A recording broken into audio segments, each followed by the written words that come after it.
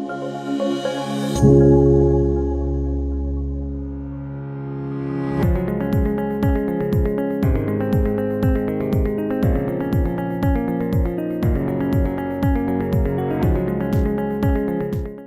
name is Sherry Hawley, and I'm the presenter for growing early season vegetables. Today's class is a 10-minute university presentation of Clackamas County Master Gardeners. It's offered in collaboration with and in support of the OSU Extension Service Master Gardener Program. And I want you to take a look at this slide because this was taken on February 21st, 2018. Winter is not yet over, and this kind of event could still trip us up. Today, we're going to cover the why, when, what, where, and how to start your early season vegetables. These are some resources that we used, and many of these that are in black are ones that I think you will find particularly helpful. And I highly recommend the annual vegetable production specifics for Oregon be printed off and have it handy. We'll cover that a little bit later and you'll see why it can be quite useful.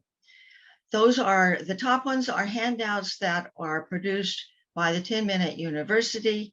And then the next website down is OSU Extension Publications, and the short season vegetable gardening pamphlet is really a very good one to read. It'll be a little more extensive than what we can cover today and provide reinforcement to this particular talk. Our objectives today are to identify why you might want to grow early season vegetables and to cover the climatic conditions that you need to get started with a garden at this time of year.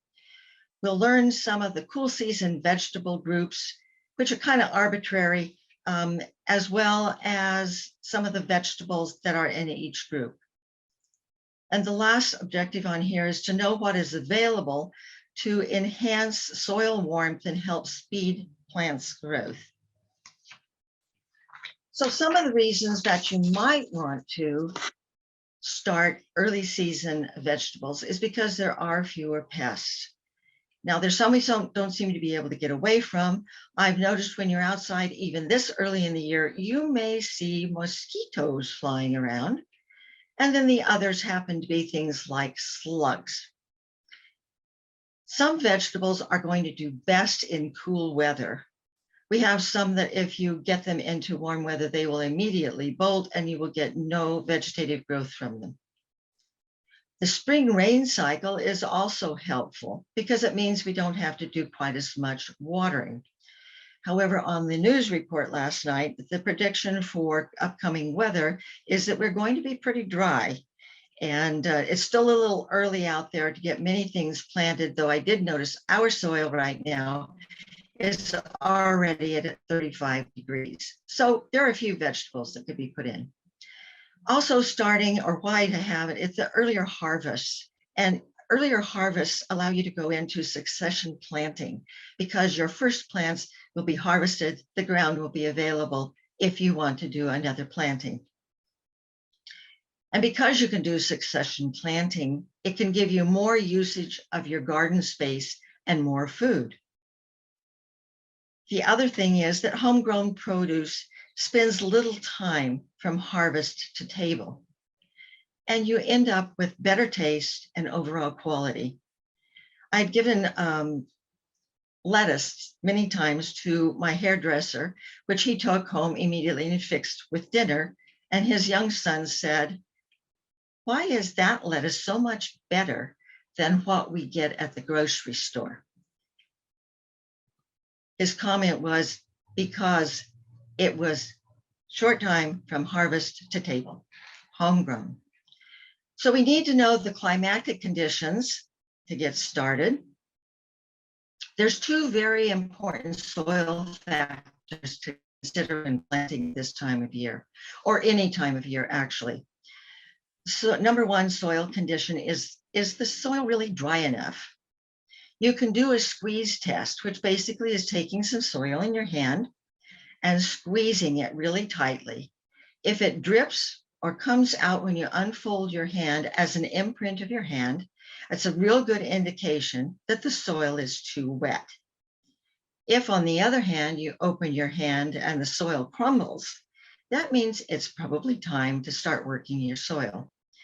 If you try to work your soil when it's too wet, you will end up compacting the soil, and it'll make it very hard for plant roots to grow through it. The thing is, soil is kind of like a sponge. It has a lot of spaces in it, and those spaces are for air, for water, and for roots. Without those spaces, your plant will not grow. You can add 2 to 4 inches of organic matter to help improve your soil, and fall is the best time to do that. Of course, it's not fall now. So as soon as you can work your soil, if you haven't put any amendments like compost into your soil, you might want to do that and still give it time for the microbes to work on that. Here is a picture showing what happens when the soil is too wet. A clump of soil looks very much like the imprint of your hand. And on the other side, we have the soil that has fallen apart. It's good if you can know your soil as well, because it's important to have a sense of where you're starting and where you can go to. On the left is a little sort of pushed together thing because it wouldn't hold together. And that's pretty sandy soil. And sandy soil is fine, but you do need to know how quickly the water is going to drain out of your sandy soil, and it'll be pretty quick. Clay, on the other hand, a lot of people think clay soil is really not good soil, but your nutrients are in soil like your clay. It does retain water. And so in the winter, if you've got very clayey soil, it's going to retain the water. And we know that wet soil is cold soil. So you'll probably have to wait another couple of weeks, check the temperature, check the soil again, before you can actually start doing anything. So the temperature is very important as well. It needs to be warm enough for seeds to germinate. And you can use a soil thermometer to check the temperature. Now, if you're going to use that, you probably are also going to want to know, what do you do when you've got, it tells you what the temperature of your soil is. You're going to repeat that over 7 days, about the same time of each morning. Do not put your soil thermometer in a sunny spot where the sun can shine on it.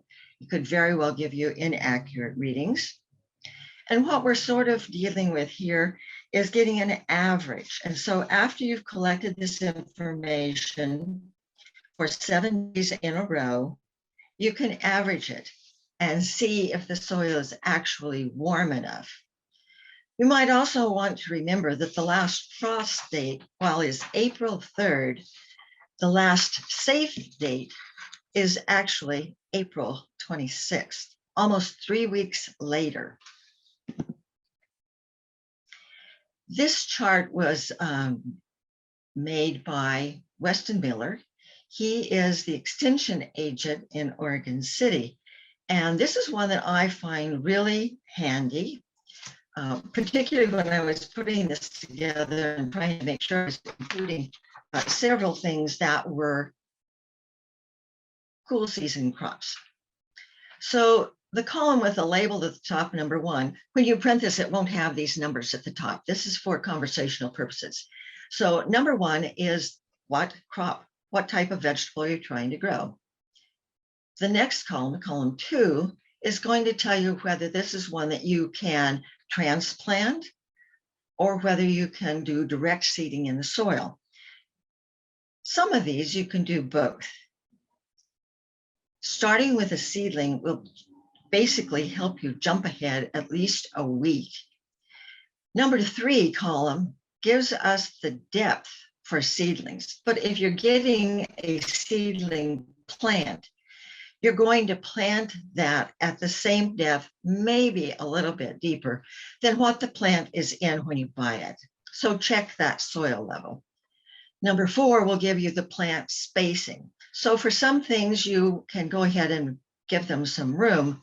Others can be left a little closer together. Cabbage is going to need a good 18 inches. And I would say from the ones I've seen growing around here, maybe a little more than that. Number 5 is the days to germination.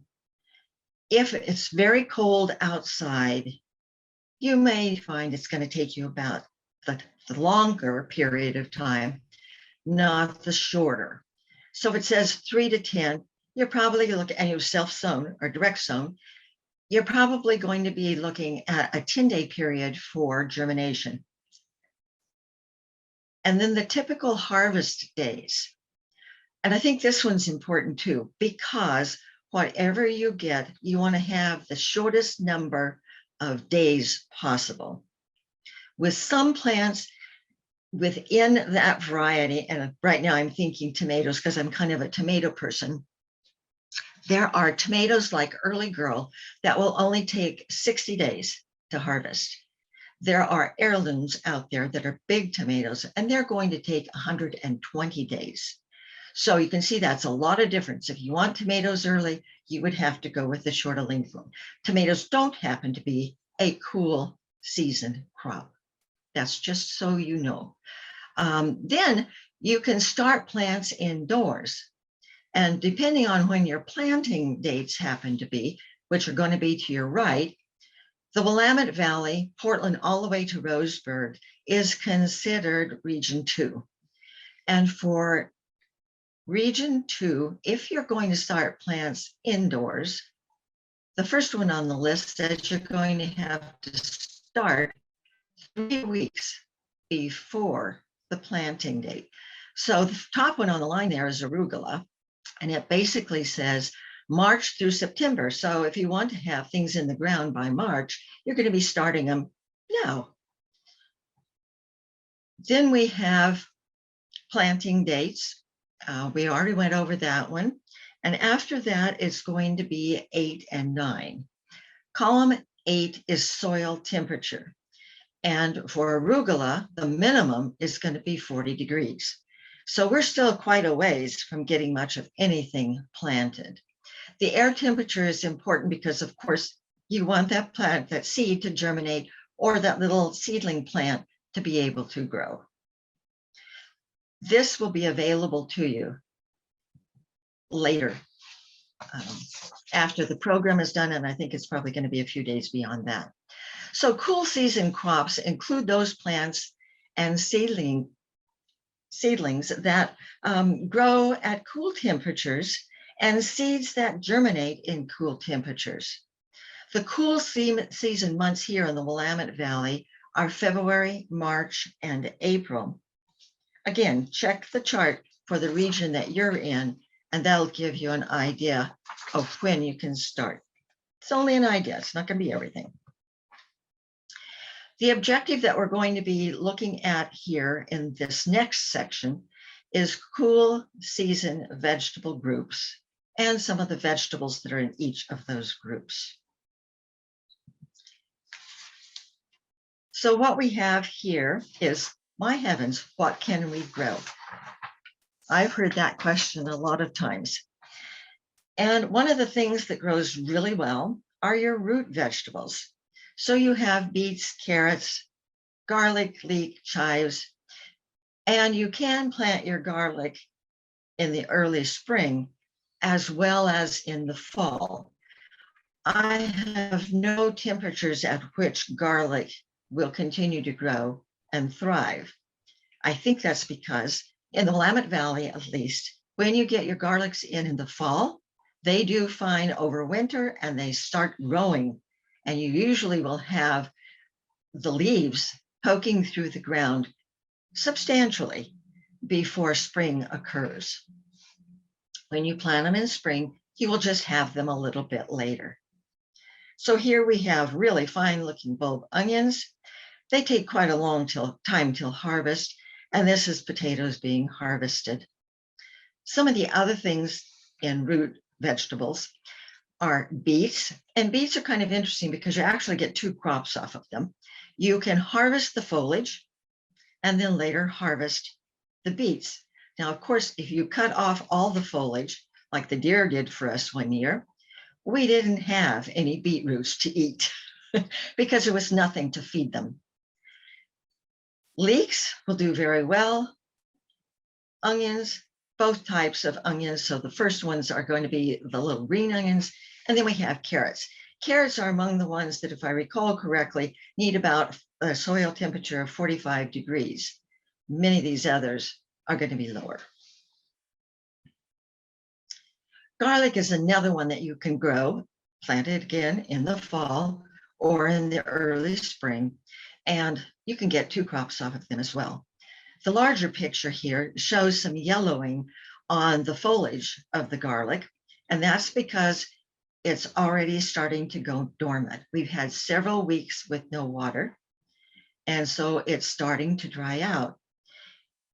Usually we harvest ours at the end of June or in early July.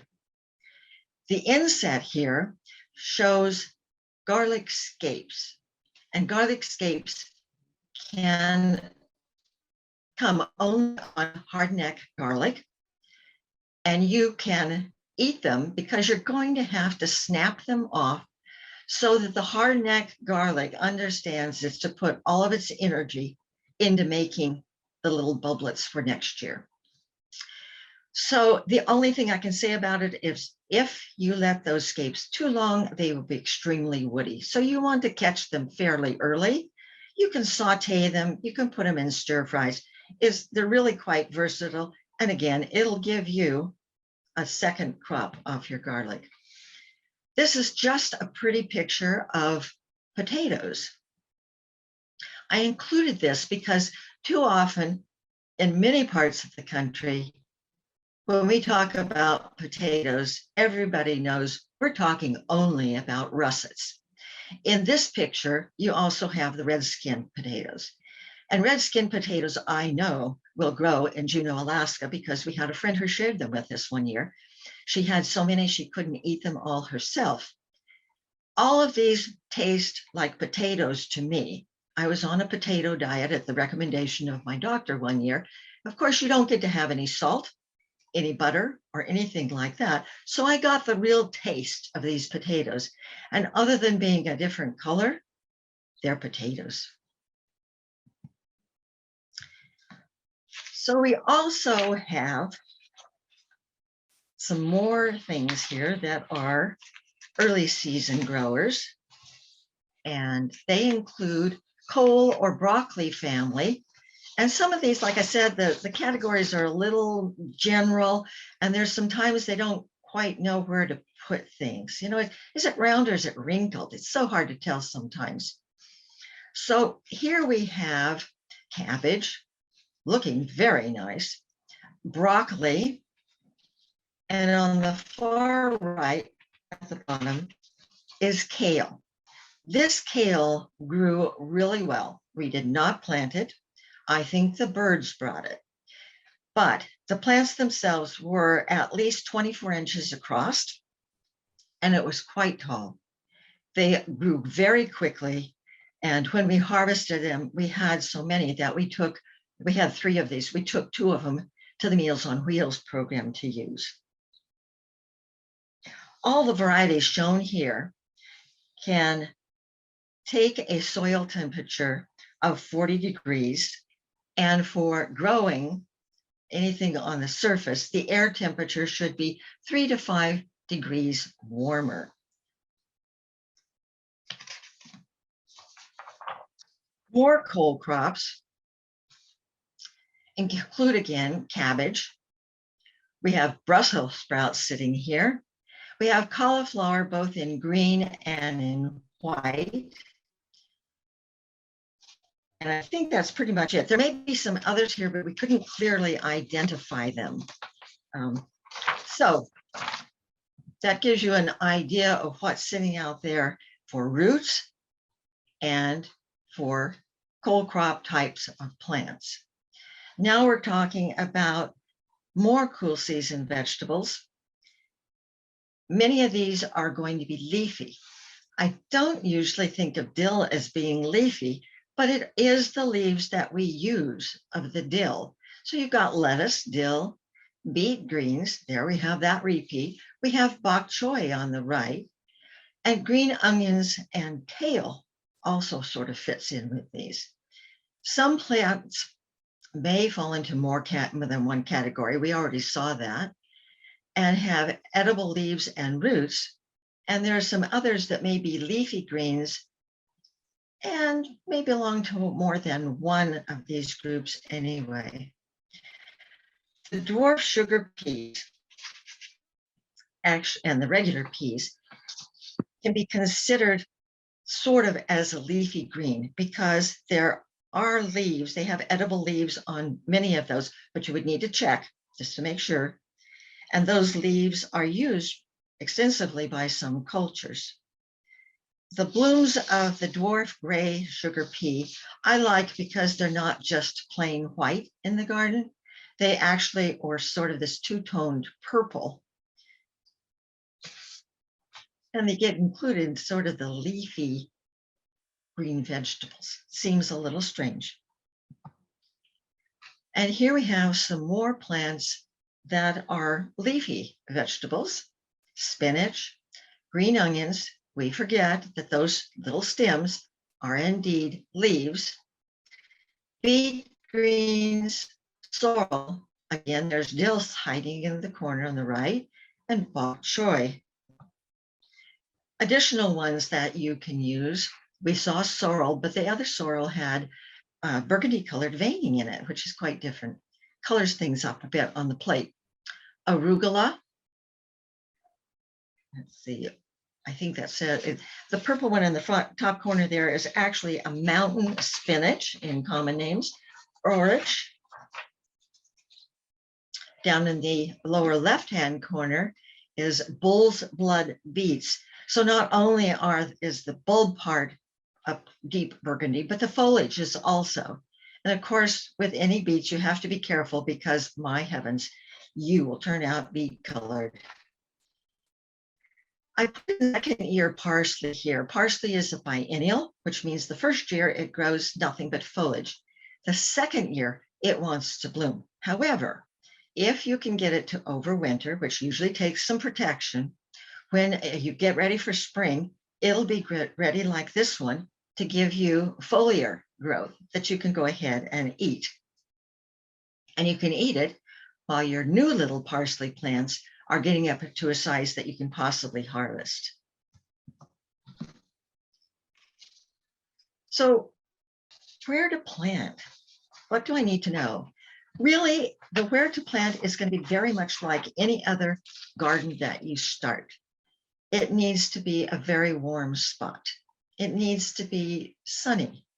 South facing is more likely to be sunny. And it can be against a wall or a fence, which can reflect more warmth and light onto the plants. And it helps them grow a little faster. You want to make sure, though, that you're also not in a low spot in your garden or your yard, because both cold air and water will settle in a low spot. There are things you can do, so you could use that spot if it's the best place on your property.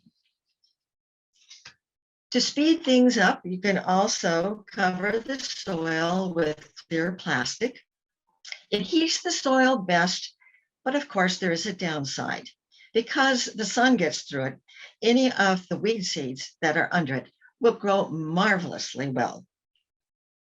But black plastic, which can keep the seeds from germinating, doesn't take in the warmth quite as well.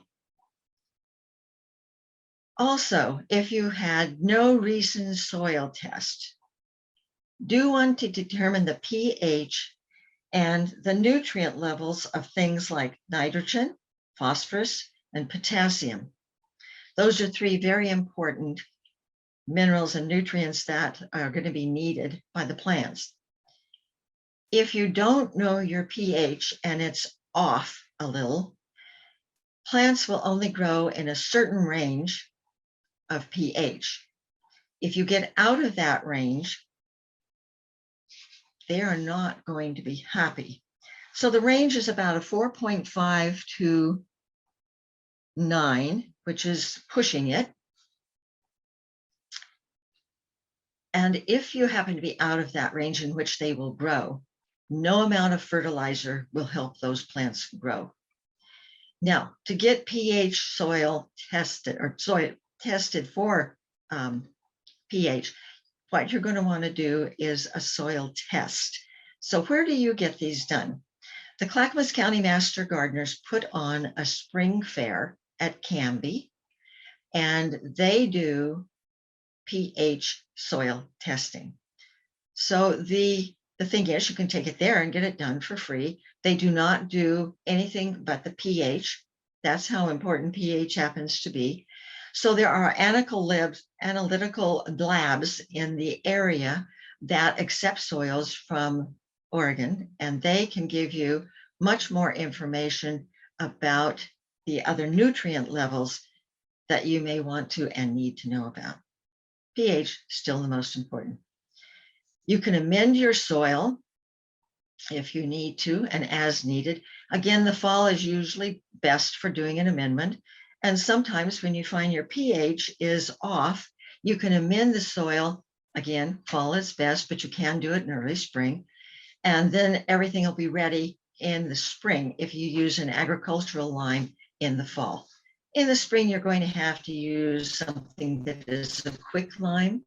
And that just means it's pulverized a great deal more, so it has a lot more surface area to be taken up, and it's smaller, so it can be worked into the soil. Organic fertilizers are really good, and sometimes when you amend the soil, you'll use something more like compost. And if you use compost, it will still take 2 to 3 months, but it will also provide some really good nutrients to your plants. So it does take these organics 2 to 3 months to break down for the plants to use. We're depending on microbes, and quite frankly, the microbes in the soil are now sitting by the fire with their little fur coats on, and they're not going to come out until the temperature is right either. So some of the organics may sit around for a while because everybody likes it to be a little warmer. This is the pH scale. I did this one on my own, following several others that I saw available out there online. I thought it was important to put the range at the top there that most plants grow, and then the range that most vegetable plants are going to grow. And you can see it gets narrower. So as we go down, everything gets narrower. So these plants are going to prefer a 6 to a 7.5. If you get too close to the far end where it's highly acidic, that's like battery acid.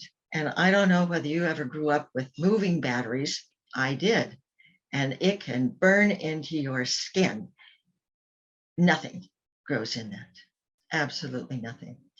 On the far end, it's very alkaline, and there you're going to get a lot of sodium hydroxide. Also, not anything that you want on yourself, nor will plants grow in it. It's also an exponential scale, which means while one is sitting next to 2, in between that, it's not a 1 for 1 or a 1 added on 1. It's 1 by a multiplier. And as you get to the end, it can be very acidic. The name pH indicates the amount of hydrogen per liter of solution. And we're going to run on from that one.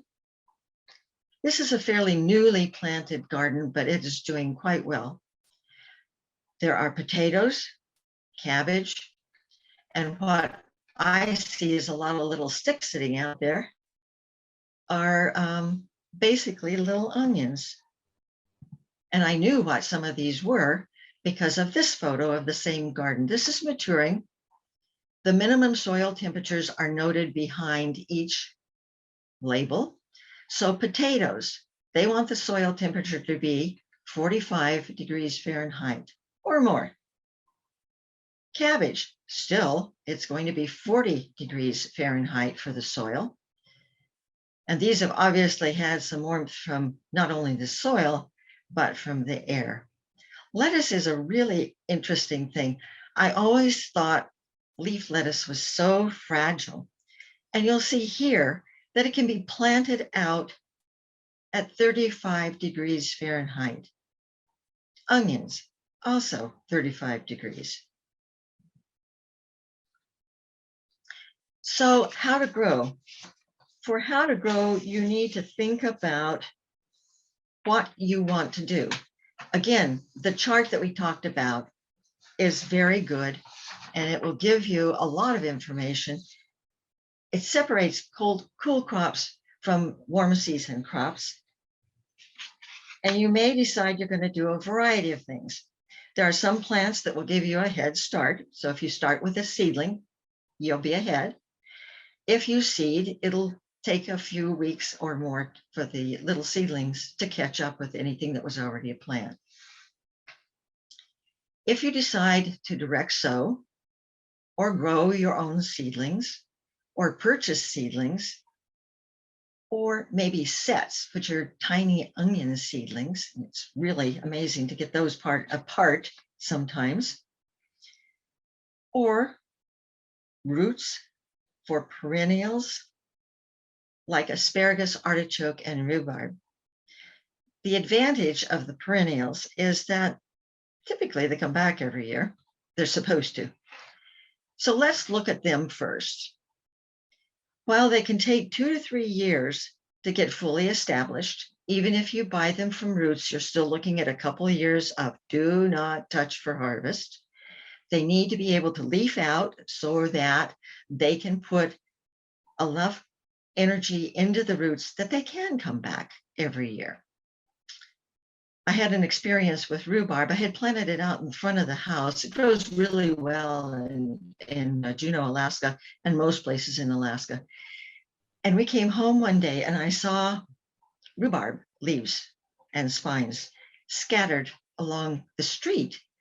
And we got to our house and I realized the kids in the neighborhood had been into the rhubarb. And apparently they thought once you took the leaf off, you had a perfectly dandy sword. So there are pests of many types out there waiting to take care of our things. Once these get established, for the most part, they will come back every year. The asparagus is on the left. Many people prefer to get one sex of plant. They prefer the male because the female is worried about doing seeds all the time and propagation. So what happens is their energy goes to producing seeds. The males do not produce seeds, and so they get to put everything down into the roots. So I do think you probably get stronger growth and larger spears to harvest. And you don't have to worry about from year to year that they'll get smaller or you don't know what you're going to end up with.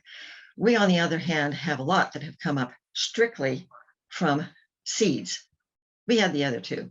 Jerusalem artichoke is also a really good perennial. And if you like the bulbs, once they get established, you can pretty much dig their bulbs any time of the year.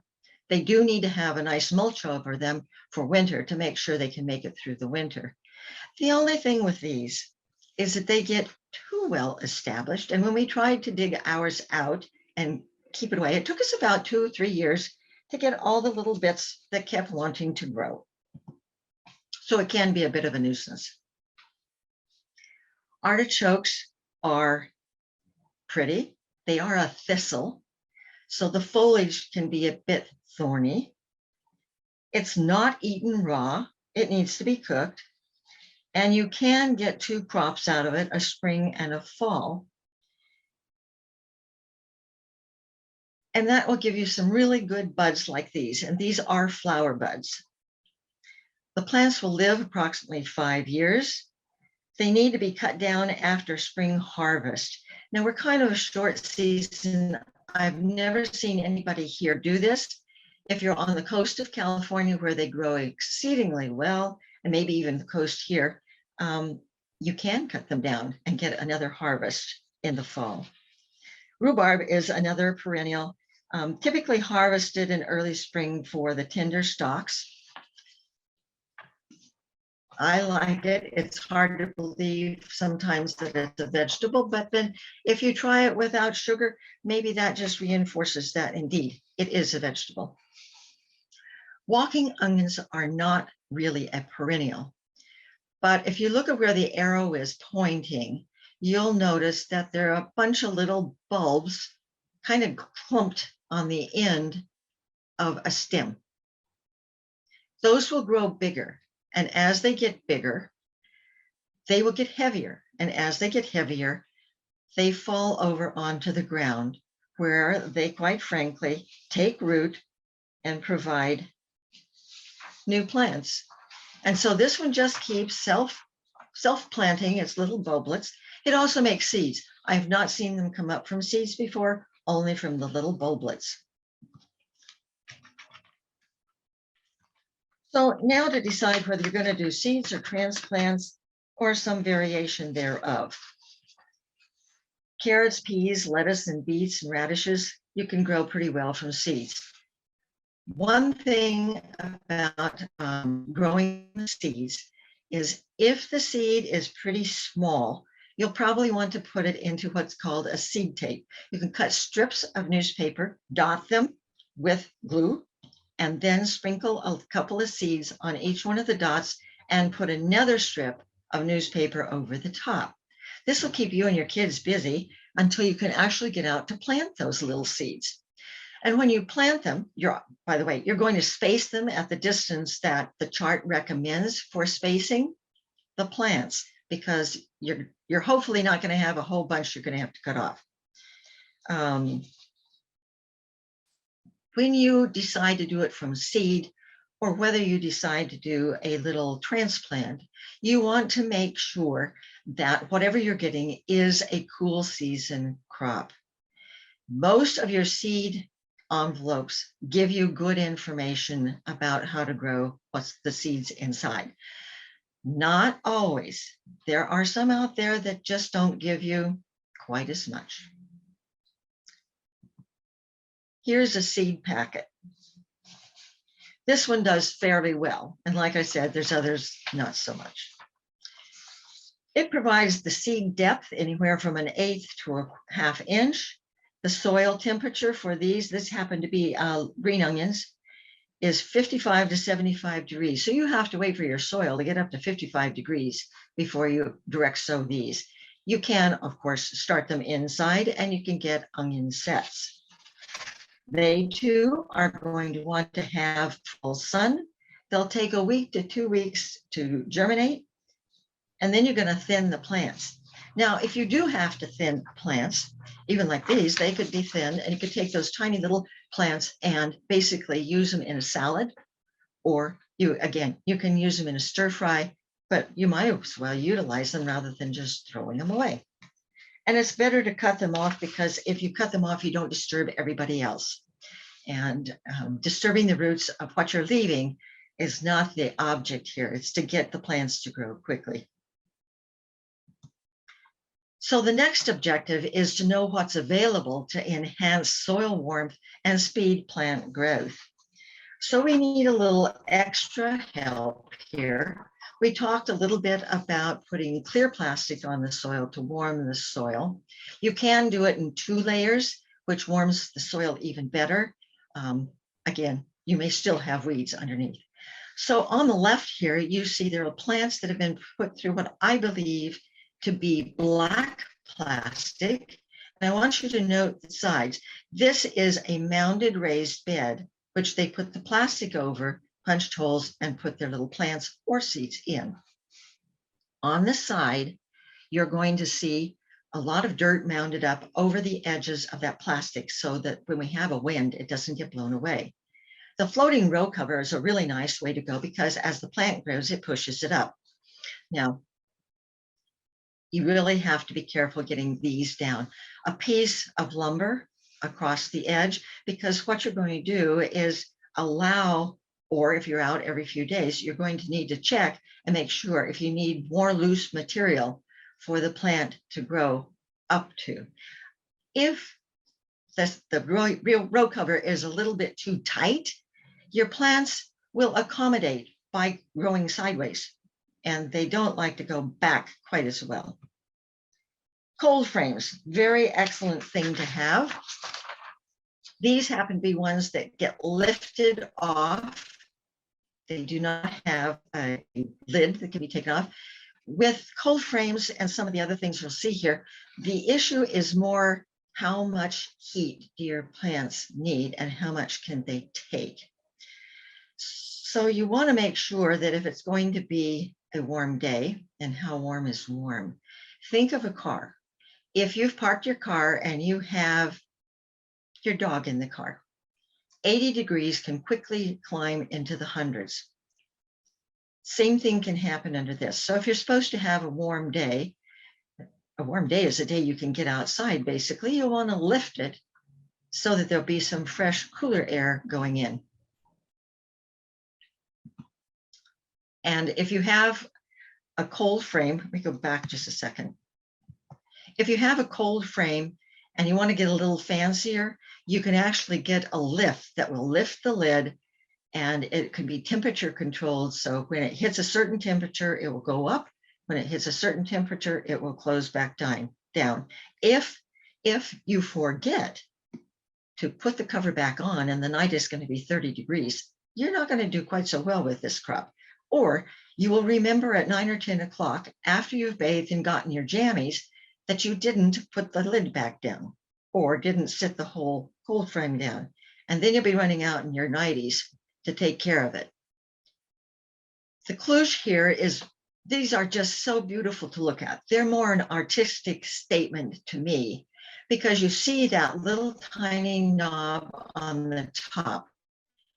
This is glass and it's going to be wet at times. It's heavy. I usually end up picking it up from the edge rather from that knob because the knob can be a little slippery. Not helpful, beautiful. They take up a lot of space. You'll only get maybe 1 or 2 little plants under it. My preference is if you are going to use a kloosh, that you quite frankly use something like tomato or milk jugs here because they're easy to come by, they're inexpensive, they're easy to move. You cut out the bottom. If you want, you can use pins by putting some little holes around the sides.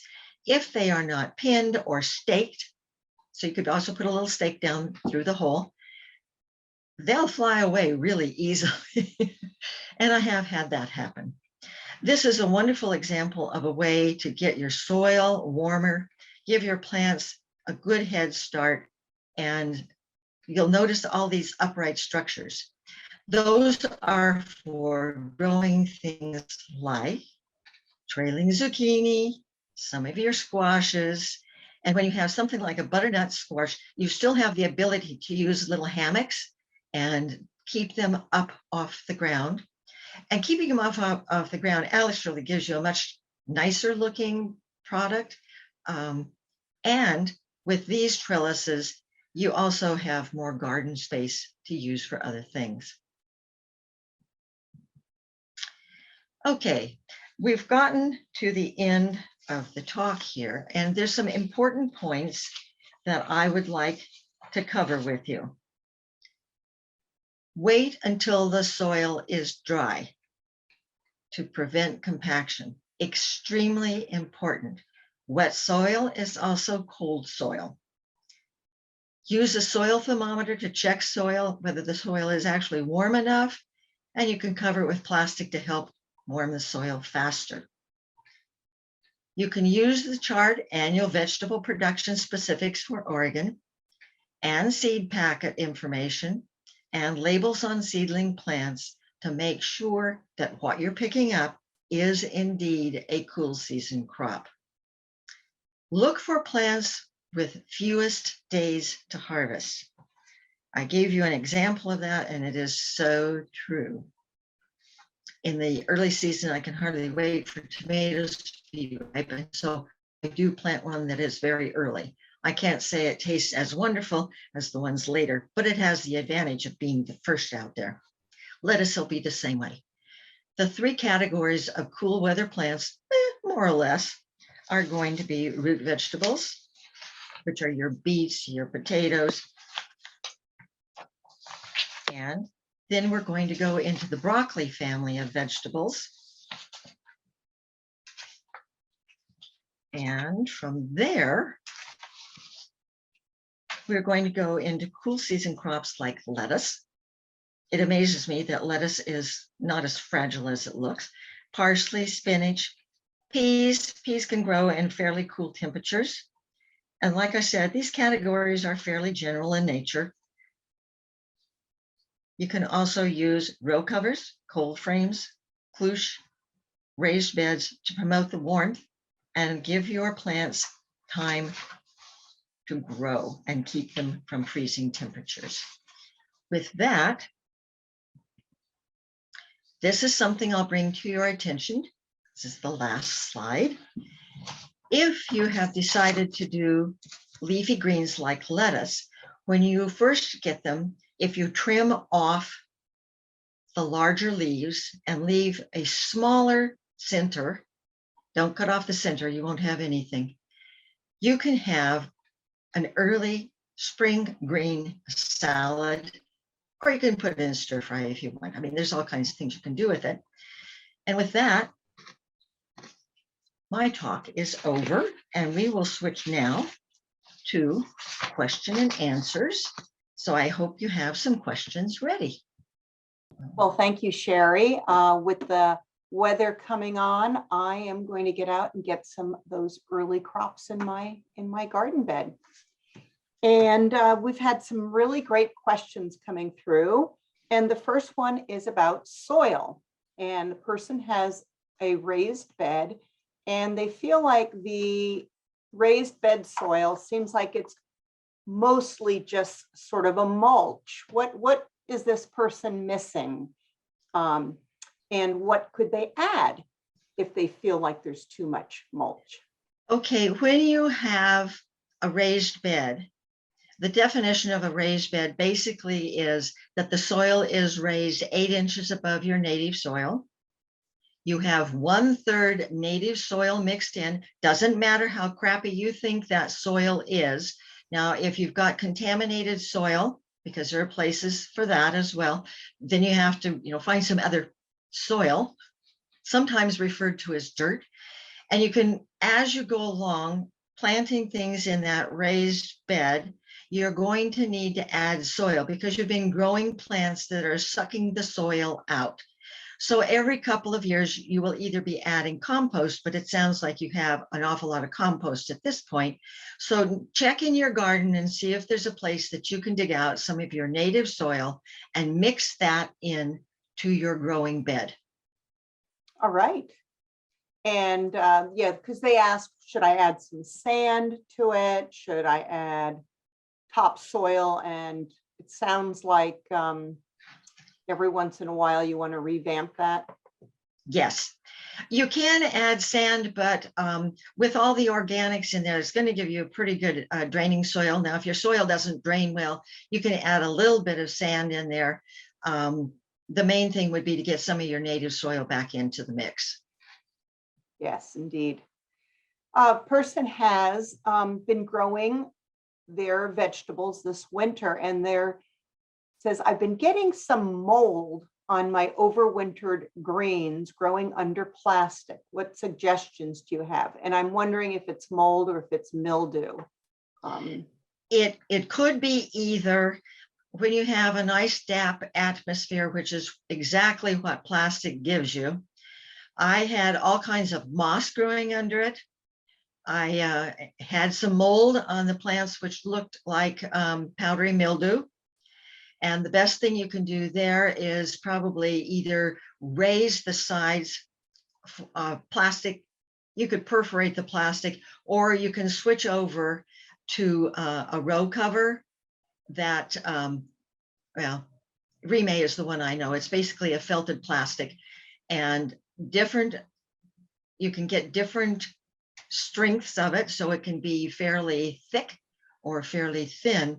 But the idea with row cover is you still get water and air through. And if you've got the ability, the other thing you can do is if you've got it closed at both ends, you can open up the ends and let air travel through the tunnel. Right, air ventilation is very important in Yes. gardens, even in the winter, even when you think you want to keep it buttoned up tight. And the thing is, this winter we had so much rain. Every month for 5 months had been above average. Yeah. So I know I have an answer for this question, but I want to hear what you have to say. If you don't have much garden space, is it worth planting cold crop vegetables? And what they're concerned about is not having the garden space for the main warm crops. So I think this is a great opportunity to talk about something. It is. What I would say is, if you want to have cool season crops, number one, look at the ones with the shortest time from soil to harvest. That will give you the opportunity to do succession. Now, some of the head cabbage runs about 120 days. And that, even if you got it planted here in February, it'll put you into the summer crop season. The other thing is, if you decide that's too much trouble, don't worry about it. Plant your lettuces, plant anything that's a cool crop, but needs fewer days to get to a harvest. When you harvest, particularly lettuces, you don't have to pull the thing out. You can cut it off. I would prefer cutting it a little bit below soil so there's soil over the top. You leave the root because the roots have nutrients in it that can be then released back into the soil. Growing cabbage is not something I would recommend if you really want to do succession planting. And in a small garden, what do you want to eat? Then look at that wonderful chart. Yeah, and there's a great Washington State Extension publication, which actually talks about the monetary value of crops. So if you have limited space, you'll want to look at that publication EM057E, and maybe Sean will stick that in the chat, but it will tell you what is your highest value, meaning it's going to be most costly in the farmers markets or the stores. So look at the value of that crop. Like you said, a cabbage, you can buy a cabbage for pretty low cost, and it does take a lot of space. So that was a great question. Thank you so much. It really helps us understand. It was. And I will say one thing about the chart that does monetary value. Yeah. Sometimes there's also an emotional value to be considered. Right. Right. Okay. You definitely need to answer this question. Walking onions, should the seed head be cut off above the bulblets to refocus energy? I've never grown walking onions.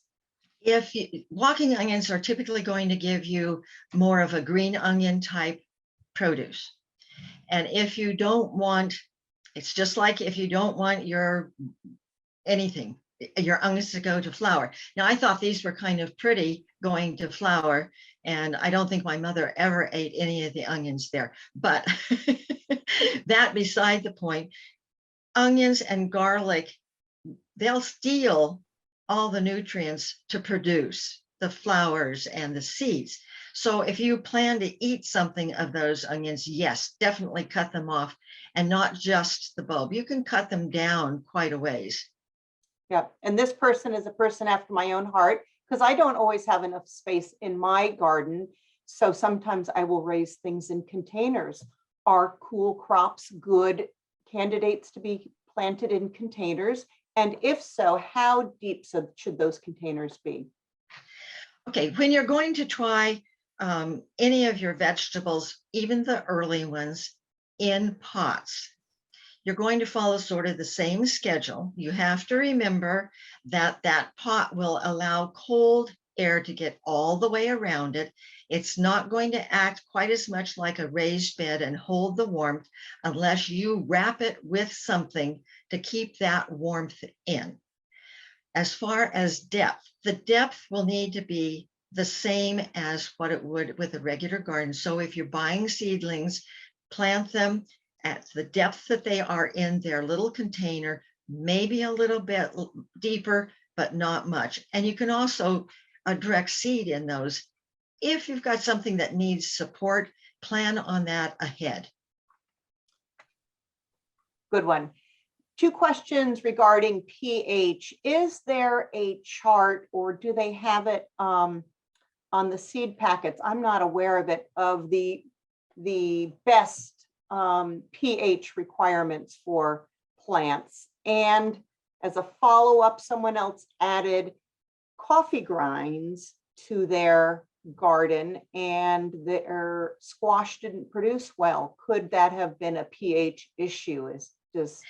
It may have been. However, typically coffee that has already been brewed, coffee grounds, they've lost a lot of their acidicness because you're drinking it. So there's not a lot left, but you can get to the point where you have too many coffee grounds, too much compost. And so there actually is a whole pamphlet, and I don't remember the number of it or anything, but there is a pamphlet out there that says, what do you do if you have too much of something like compost? Okay, well, maybe we can find that and do that in a follow-up in the next couple of days. All righty. Any tips for watering veggies under the cloches? You open the cloche and you water them. I have found no good method. If you're doing cool season crops, you can put a watering line in there for a drip system. Then you have to be careful that it doesn't get so cold that it freezes your drip system lines. And a lot of times I'll use the 1/4 inch and those will freeze. If you freeze a line like that and you try to move it, it will break the line. And then you're going to have water everywhere. So typically when I'm doing early season crops, I don't put out the line until I know we're at 40 degrees air temperature and not going to drop down into freezing or below. As far as the dates, frost dates here in the Willamette Valley area, it's the 3rd of April. The safe one isn't until the 26th of April, which means you're not going to be putting in a drip system probably until sometime in May. By then, you may have already harvested whatever was there. We had a lively chat, just an FYI. Julie mentioned that her arugula shrugged off 2 feet of snow and kept growing this year. So, you know, when we say that you can really grow these crops, sometimes you have wonderful things happen in your garden. Yes. Grants Pass is not on that chart. And so I'm wondering where a person who lives in the Grants Pass might gather information on growing cool crops, when to start, when to plant. No, they should have an extension agent for that area. So I would be looking up the basically the extension agent and see if they have some specific information for that area. Yeah, it looks like Grants Pass, it's higher in elevation if I remember, but it's also kind of at the end of the Willamette Valley. So some of the things might apply, but I don't remember seeing a region that really covered that. It's region 3 was high elevation areas in central and eastern Oregon. So that's the east side. That's not going to help us. The other one is Columbia and Snake Valleys. That's not going to happen or help us. So I think the best thing would be to check, find out who the extension agent is and contact them. You might be able to find some information by looking up that particular vegetable and seeing if they can give you the pH. Yeah, and it looks like their Grants Pass is hardy zone 8B. So maybe they can do a little bit of work on that. Yes. Okay, another question. When using plastic to warm the soil, how do you maintain the warmth once that plastic is removed? Or should it, how can you handle that issue? Okay, so you have this down, and essentially all you want to do is have it down long enough to warm the soil, correct? Yeah. Okay. There are other plastic mulches that have the same issue, particularly if you use a black, and since the clear warms the soil even better than black, you may have to cut it away. I don't like to do that. If it is only on soil and you haven't planted anything through it, you can put it out on the lawn, hose it off, put it over something tall so that it can dry out a little bit, fold it up, and it'll be available for next year. And that way you don't have quite as much plastic waste. Yeah. Can you just go over one more time how to use the thermometer? How deep do you put it in? How long do you leave it in?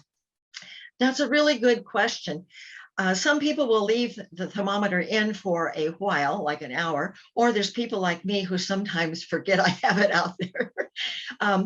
But typically, they're going to have a stem to go into the ground that is maybe 4 or 5 inches.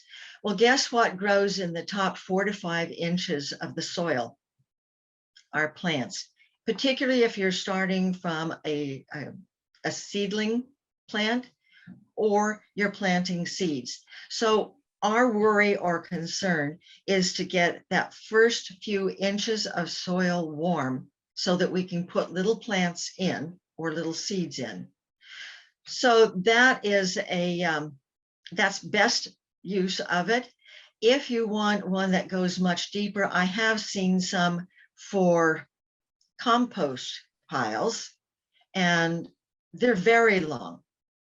Your roots of your new plants aren't going to get down that deep for at least a month or 2. And by then, some of them you're already going to have harvested for your cool season crops. Interesting, because someone just popped up a question. Can I use my compost thermometer to measure soil temperature? You can. I always worry if there's too much stem exposed that you're going to get influence from either the sun, if it's in the sun, or from the air temperature and not just the soil. Yep, done. Great. I think that, one about starting seeds, which we will be going into later on in our series, but do you have recommendations for using soil blocks? What type of soil mix would work best for seed starting in soil blocks? And would you recommend using them for any cold season crops? Okay, if you're going to start your own seedlings from seed, anything that you're going to start from seed, put in the time and the money to use seedling mix. These little guys need to get their roots going pretty quickly. And once you have a couple of leaves up, it's time to mix some liquid fertilizer, small amount, and a very high dilution. So I usually put it in at about 1/4 of the normal dilution.